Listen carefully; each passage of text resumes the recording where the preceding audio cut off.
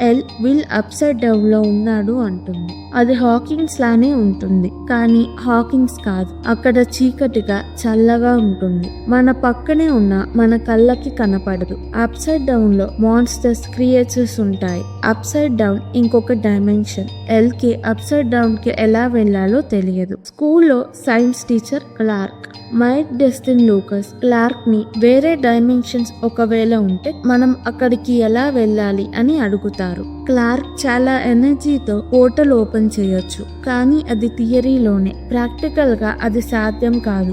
ఒకవేళ portal already ఉంటే మనకి తెలుస్తుంది, గ్రావిటీ ఎన్విరాన్మెంట్ అన్ని మారిపోతాయి అంటాడు. మైక్ వెళ్లి ఎల్ ని పోర్టల్ ఎక్కడుందో తెలుసా అని అడుగుతాడు. ఎల్ కి తెలియదు. డెస్టిన్ కంపాస్ లో డైరెక్షన్స్ తప్పుగా చూపించడం గమనిస్తాడు. క్లార్క్ చెప్పినట్టు పోర్టల్ దగ్గర చాలా పవర్ ఎనర్జీ ఉంటుంది కాబట్టి కంపాస్ పోర్టల్ ఉన్న వైపు చూపిస్తుంది. కంపాస్ చూపిస్తున్న డైరెక్షన్ లో వెళ్తే మనం పోర్టల్ దగ్గరికి వెళ్ళొచ్చు అని మాట్లాడుకుంటారు.